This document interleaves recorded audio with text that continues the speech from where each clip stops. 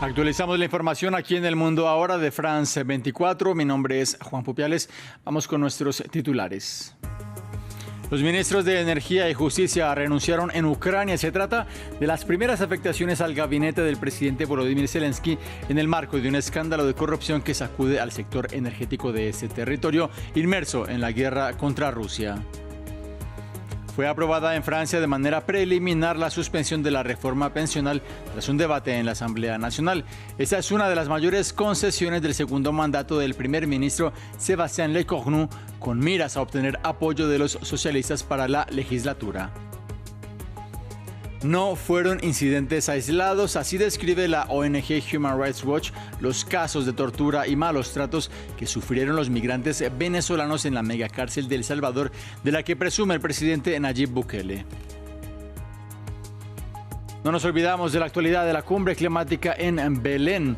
En nuestra sección Directo COP30 abordamos la relación entre el cambio climático y el empobrecimiento con nuestra enviada especial y su invitado Valeria Zacone. Comenzamos.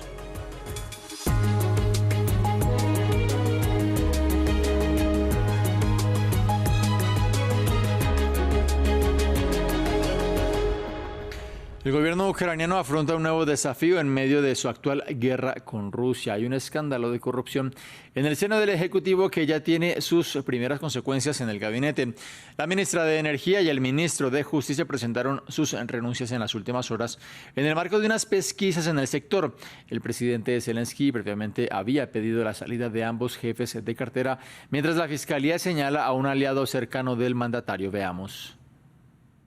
Fajos de billetes presuntamente provenientes del sector energético de Ucrania. Las agencias anticorrupción de Kiev desmantelaron una red criminal de alto nivel que involucraría un plan de malversación de $100 millones. En el ojo del huracán se encuentra el ministro de Justicia de Ucrania, German Galushenko, también exministro de Energía, que fue suspendido después de que se hiciera pública una conversación grabada entre él y los sospechosos. Se les indica de aceptar beneficios personales a cambio del control del flujo de dinero en el sector energético. Por su parte, la actual titular de la cartera de energía, Svitlana Hrinchuk, también presentó su dimisión. Según los investigadores, el cerebro de este plan es Timur Mindich, un aliado cercano del presidente Zelensky.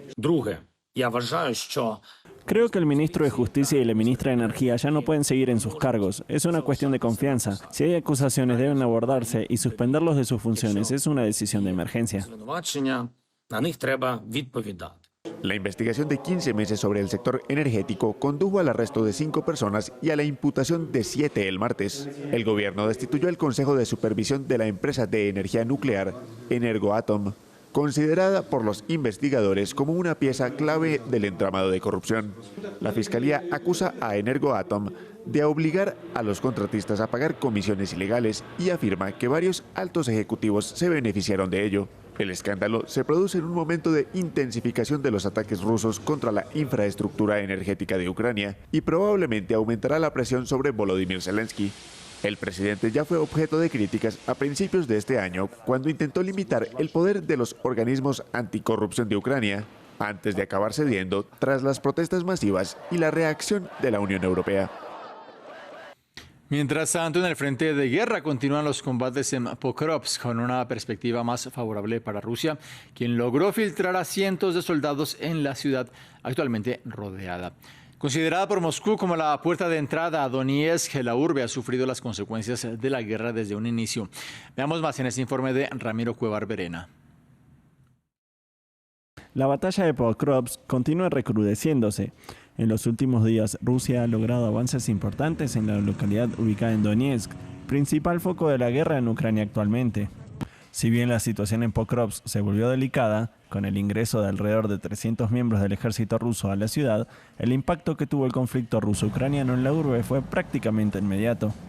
En junio de 2022, cientos de mujeres, niños y ancianos encabezaron las evacuaciones de la ciudad, la cual albergaba cerca de 60.000 habitantes antes de la guerra, y para mayo de 2025 apenas quedaban 1.915. También fue un objetivo de los bombardeos rusos desde el comienzo, provocando la muerte de decenas y la destrucción de infraestructuras claves como la Universidad Nacional Técnica o puentes. En las últimas semanas, Pokrovsk se posicionó en el centro de la puja dialéctica de ambos bandos, como cuando el presidente ruso Vladimir Putin visitó el hospital militar. La situación general en la zona de la operación militar especial se está desarrollando favorablemente para nosotros, en dos lugares. Como saben, ya lo hemos declarado públicamente. En Kupiansk y Pokrovsk, el enemigo ha sido bloqueado y rodeado. O cuando el líder ucraniano Volodymyr Zelensky resaltó la importancia simbólica que tiene una victoria para Moscú. Es muy importante para Rusia hacer todo lo posible por capturar Pokrovsk. De cualquier forma, demostrar su éxito en el campo de batalla. Necesitan demostrar su éxito. Entonces podrán retomar el discurso. Les dijimos que capturaríamos el Donbass. Con un alto el fuego lejos en el horizonte, los combates siguen y Rusia pareciera estar cerca de hacerse con la que llama la puerta de entrada a Donetsk. Cambiamos de tema. Hay inquietud sobre el futuro de la Franja de Gaza luego de que varias fuentes recogieran un eventual plan para dividir al enclave en dos territorios controlados de manera aislada por Israel y por el grupo Hamas. De acuerdo con esta misma información, la reconstrucción del devastado enclave se vería limitada al lado bajo tutela israelí. Todo eso mientras el ejército de Israel permitió la apertura del paso humanitario de Siquim, al norte de Gaza. Estos bloques de hormigón amarillos dividen la Franja de Gaza en dos. Un lado, que constituye el 53% del territorio, está actualmente bajo control israelí y fuertemente custodiado por tropas. En el otro 47%, casi todos los 2 millones de habitantes del enclave viven hacinados en campamentos y entre escombros. Según la siguiente fase del acuerdo de tregua respaldado por Estados Unidos, las fuerzas israelíes deben retirarse aún más, pero muchos temen que se estén preparando para quedarse. Esto es inaceptable. Rechazamos que la ocupación permanezca con nosotros. Queremos vivir con dignidad sobre los escombros de nuestras tierras. Queremos respirar el aire de nuestro país. Esto es injusto. Los militantes de Hamas reaparecieron y comenzaron a imponer su dominio en el oeste. Israel se niega a retirarse del este hasta que el grupo haya depuesto las armas y se haya establecido una fuerza de seguridad multinacional. Pero su creación está resultando difícil. Fuentes han informado a Reuters de que los gobiernos siguen mostrándose reacios a enviar tropas, especialmente si sus responsabilidades van más allá del mantenimiento de la paz y se extienden al enfrentamiento con los militantes. Un portavoz de Hamas afirmó recientemente que el grupo está dispuesto a ceder el poder a una entidad tecnocrática palestina. Y una propuesta de los estados europeos y árabes, como Jordania, es que la autoridad palestina y su policía ayuden a mantener el orden en Gaza. Por lo tanto, creo que es imperativo que tengamos una policía palestina que se encargue de la seguridad de los palestinos. Eso debe contar con el apoyo de la Fuerza Internacional de Estabilización. Sin embargo, Israel se opone a la idea de que la autoridad palestina participe y sigue sin encontrarse una forma de llenar el vacío de poder. Sin un impulso concentrado por parte de Estados Unidos, muchos diplomáticos internacionales han afirmado que creen que la línea de demarcación actual podría convertirse en la frontera de facto, posiblemente durante años. Los esfuerzos de reconstrucción podrían limitarse entonces al 53% que controla Israel. Esto también aislaría a los palestinos de algunas de las únicas tierras agrícolas fértiles de Gaza, privándoles aún más de la oportunidad de prosperar. Más noticias. 20 soldados turcos murieron este miércoles en un accidente aéreo que involucró a un avión militar de carga que cayó en Georgia, en el Cáucaso. Los 20 uniformados integraban la tripulación total de una aeronave Hércules C-130, una de las más populares en este uso en todo el mundo. El avión partió desde Azerbaiyán rumbo a Turquía y el siniestro tuvo lugar poco después de cruzar la frontera georgiana. Se desconocen los motivos del accidente, mientras que el presidente turco Recep Tayyip Erdoğan declaró que se han encontrado 19 cuerpos y también se halló la caja negra.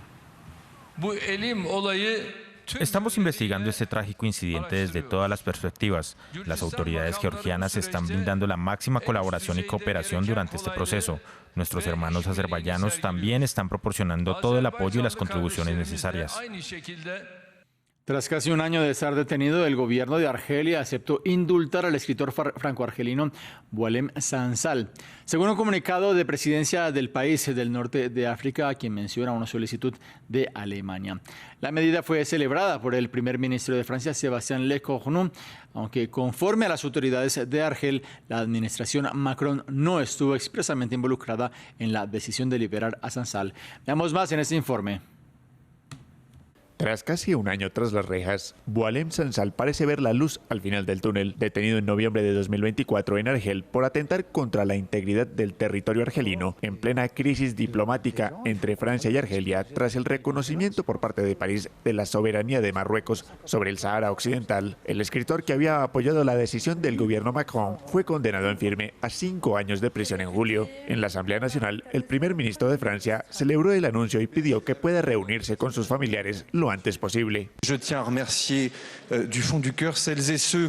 Quiero expresar mi más sincero agradecimiento a todas aquellas personas que han contribuido a esta liberación, llevada a cabo con respeto y serenidad.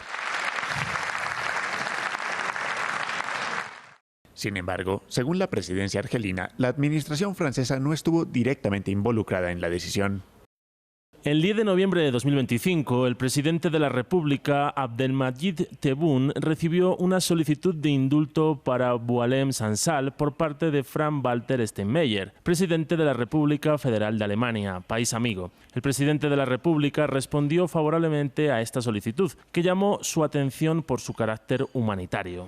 Sansal, de 80 años, sufre de cáncer y es conocido por su postura crítica tanto hacia los islamistas radicales como hacia el gobierno de Abdelmadjid Tebboune. Francia ha denunciado repetidamente su encarcelamiento. Además, el gobierno Macron sigue exigiendo la liberación del periodista Christopher Gleisse, condenado el 29 de junio a 7 años de prisión por apología al terrorismo y por promover propaganda contra los intereses nacionales de Argelia. Su juicio de apelación está previsto para el 3 de diciembre. Fue aprobada en Francia de manera preliminar la suspensión de la reforma pensional, un punto de discusión que se ha mostrado clave en la estabilidad del Ejecutivo. La Asamblea Nacional debatió el rechazo a un artículo de la Ley de Financiación de la Seguridad Social que supone la reducción gradual de la edad de jubilación hasta los 64 años. Esta es una de las mayores concesiones del segundo mandato del primer ministro Sébastien Lecornu, con miras a obtener apoyo de los socialistas para la legislatura. Nuevo capítulo de los archivos de Jeffrey Epstein. Los demócratas en la Cámara de Representantes hicieron públicos unos correos electrónicos que vuelven a incidir sobre el papel del presidente Donald Trump. De acuerdo con esos documentos del año 2011 difundidos ahora en el Comité de Supervisión y Reforma Gubernamental, el mandatario compartió horas con víctimas de tráfico sexual en la residencia de Epstein, un multimillonario condenado por varios delitos, entre ellos abuso sexual, y que se suicidó en 2019. De esos emails también se desprende que Trump sabía de las chicas, cito textualmente. Para la Casa Blanca se trata de una filtración selectiva para montar una narrativa falsa. La ONG Human Rights Watch denuncia lo que ocurría dentro de los muros de la megacárcel del Secot de Nayib Bukele en El Salvador. El informe reúne testimonios de los venezolanos deportados por Estados Unidos que estuvieron en el penal alrededor de 4 meses. Golpes, tortura e incluso denuncia la organización violencia sexual. El reporte de la Organización de Derechos Humanos es amplio. Veamos.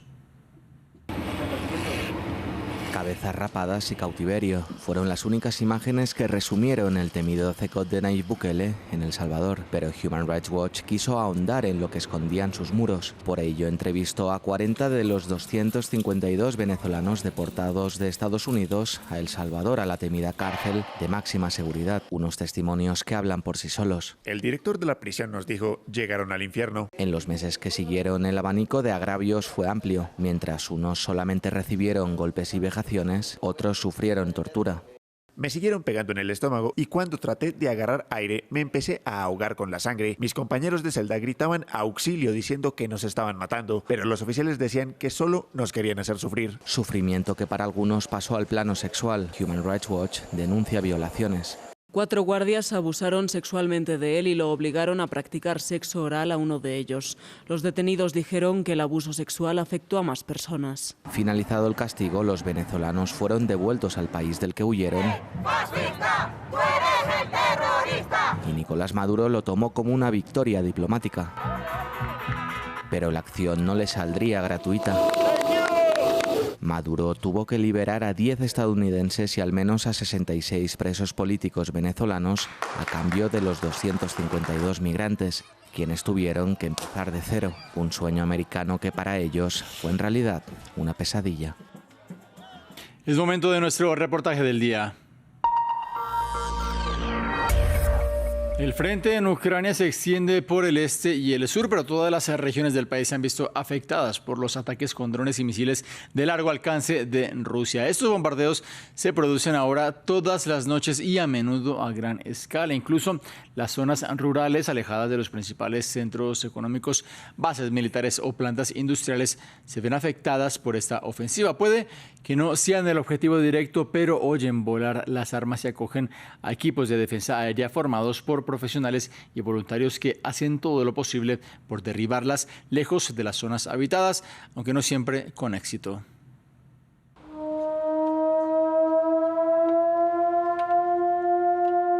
En Kivyovata, las alertas aéreas ya forman parte de la vida cotidiana. Aunque está lejos del frente de batalla, este pueblo se encuentra en la trayectoria de drones y misiles que apuntan a Kiev y otras regiones. Pero esta alerta no es real. Vamos, toquemos la sirena y luego el sonido del dron Shahed. Este joven conjunto musical ensaya una composición que reproduce los sonidos de una noche de guerra. Un dron ruso tipo Shahed es derribado por la defensa ucraniana.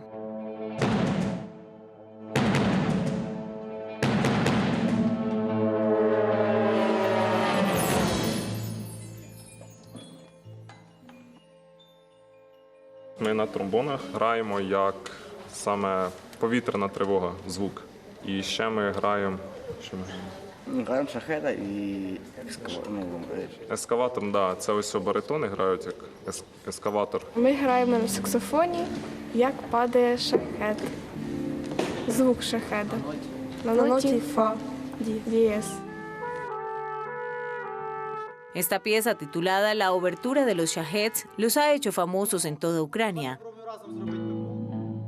Hoy el alcalde viene a saludar a los músicos. Una orquesta de pueblo con fama mundial. Su gloria también es la de la ciudad, y quiero agradecerles por ello. Pero quieren cambiar el final, pasar de un modo menor a uno mayor. Nos gustaría que todas las historias tuvieran un final feliz, pero lamentablemente no siempre es posible. Hace 2 días tocamos en un funeral de soldados. Lo hemos hecho más de 90 veces. Entre estos jóvenes músicos, varios tienen a sus padres en el frente. Algunos han perdido familiares, pero aquí no se habla de eso. Los distraemos manteniéndolos ocupados. Les hacemos dar conciertos, grabamos videos, lo hacemos a propósito. La guerra nos recuerda su presencia, de todas formas. El alcalde visita regularmente el frente para llevar provisiones y animar a las tropas. Muchos de nuestros ciudadanos ayudan activamente al ejército. Esta orquesta, por ejemplo, da conciertos para recaudar fondos. A menudo las noticias no son buenas. ¿Recuerdan a Yarik Mashchenko del pueblo Stepok? Fue el último en mi ruta. Me preparó borscht, todo. Me dijo, quédate a dormir. No pude, pero le prometí que su unidad sería la primera que visitaría en mi próximo viaje. Le di mi palabra, pero lamentablemente murió y no pude volver a verlo. Hoy el retrato de Yarik Mashchenko aparece junto a más de un centenar de otros caídos de esta región. Su hermano Vitaly también está presente. 2 hermanos del mismo pueblo fueron a defender nuestra independencia y murieron. Cuando instalamos la primera fila de retratos ya era terrible. Pero ahora, con todo esto, la mente simplemente se niega a creer que sea real. De los 27.000 habitantes de la comuna, más de 1.000 sirven actualmente en el ejército. Tarasha también alberga un grupo de defensa territorial, voluntarios que se encargan de la lucha antiaérea. Dada la situación actual, trabajamos casi todos los días, a veces varias veces al día y por la noche.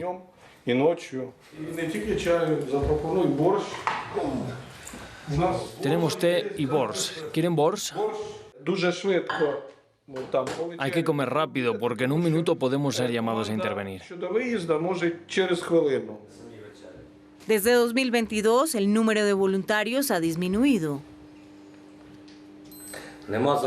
No hacen nada para incentivar a la gente a unirse a la defensa territorial, si al menos hubiera una remuneración. Estos hombres están cansados, pero la obertura de los Shaheds les devuelve el ánimo. Esos sonidos son muy realistas. Cuando estamos en nuestras posiciones y eso vuela sobre nosotros, es exactamente lo que se oye.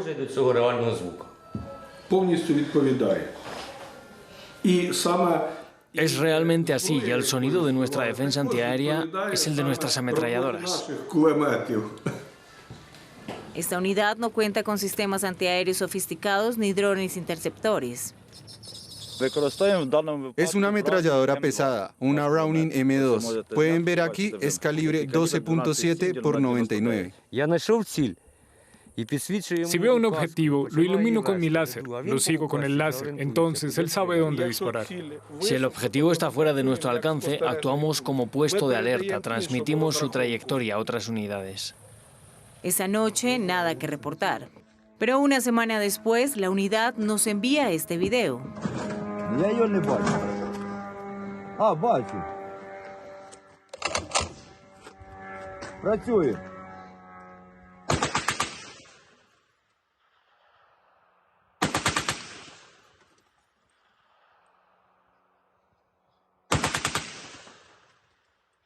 Una secuencia sonora que al resonar por todo el país tranquiliza a los ucranianos. Es momento ahora de Directo COP30. Conectamos con Belém de Pará cuando se cumple el tercer día de estas negociaciones en la Cumbre Climática de Naciones Unidas en la Amazonía. Tiene más detalles nuestra enviada especial Valeria Sacone y su invitado, el ministro Saulo Siolim, coordinador general de Seguridad Alimentaria y Nutricional del Ministerio de Relaciones Exteriores de Brasil. Precisamente es de este tema que vamos a hablar hoy, de la relación entre el cambio climático y también el empobrecimiento de la población. Es un tema muy importante para el presidente Lula, que lo citó incluso en su discurso de apertura de la COP30 el pasado lunes, en que dijo que existe el riesgo de que millones de personas puedan ser empujadas a la pobreza y que entonces habría un retroceso de varias décadas en el mundo si no se adquieren las medidas necesarias para evitarlos. Y precisamente hablamos con el diplomático Saulo Siolim. Buenos días. Yo quería saber cuál es la relación entre acción climática y lucha contra el hambre y la pobreza. Claro, buenos días. Bueno, este tema es muy importante para Brasil, para el presidente Lula, que ha hablado por la primera vez de ese tema en una COP en 2022, en la COP27 en Egipto. El presidente ya hablaba que Brasil iba a proponer un pacto global contra el hambre global. Y ese pacto se ha hecho el año pasado con el G20 y la presidencia brasileña del G20, cuando hemos lanzado la Alianza Global contra el hambre y la pobreza. Y lo que ha dicho el presidente es verdad, no solo, bueno, no es importante no solo para Brasil, pero el IPCC, los cientistas climáticos, pero también la FAO han dicho que la situación de los hambrientos hoy, que son más de 700 millones, va a empeorar muchísimo si no se trata de la cuestión climática. Y precisamente por esto durante la cumbre de líderes se ha adoptado una declaración por parte de 47 jefes de Estado y de Gobierno para hablar precisamente de la declaración sobre el hambre y la pobreza. ¿De qué se trata? Bueno, la declaración de Belém sobre hambre, pobreza y acción climática centrada en las personas. Para nosotros nos parece que sea uno de los principales hitos políticos de esa conferencia. La declaración da la forma para se tratar de ese tema muy complejo del combate a la hambre y a la pobreza. Entonces, con la declaración, el Brasil ha hecho propuestas de cómo hacer, qué hacer. Es como un mapa del camino para lo que podemos hacer para intentar no dejar que los números de hambrientos, los números de las personas que están abajo de la línea de pobreza aumenten en los próximos años. ¿Y qué podemos hacer? Es lo que yo pregunto, porque precisamente Brasil tiene una experiencia en esto. Por segunda vez este año ha conseguido salir del mapa del hambre de la FAO. Incluso más de 26 millones de personas en Brasil han salido del hambre. Entonces, ¿qué podemos hacer para que ese escenario no se haga realidad? Bueno, lo que propone Brasil son políticas públicas que traten de esos problemas. Entonces, solo para darle un ejemplo, la declaración hace hincapié en la necesidad de que más financiación climática vaya para los pequeños agricultores del mundo, que son la mayoría de los hambrientos y la mayoría de las personas que sufren con la pobreza también. Entonces, solo hoy día menos de 1% de toda la financiación climática va a esas personas que están allí en la línea de frente del cambio climático. Entonces, uno de los llamados que hace la Declaración de Belén es para eso. Y Brasil ha conseguido salir del mapa de hambre de nuevo, porque ha salido por la segunda vez, justamente con ese tipo de política. Entonces, protección social, protección a los pequeños agricultores del mundo y de Brasil, obviamente, y políticas como la política de alimentación escolar, las compras públicas garantizadas para los pequeños agricultores y otras tantas. Hasta aquí nuestro programa especial directo COP30. Sigan nuestra programación especial sobre la COP30 aquí en nuestro canal de televisión y también en nuestras redes sociales. Hasta luego. Valeria, hasta luego. Muchas gracias por este reporte. También de agradecimiento a Saulo C. Olina. Es momento de que hagamos una breve pausa. Ya regresamos.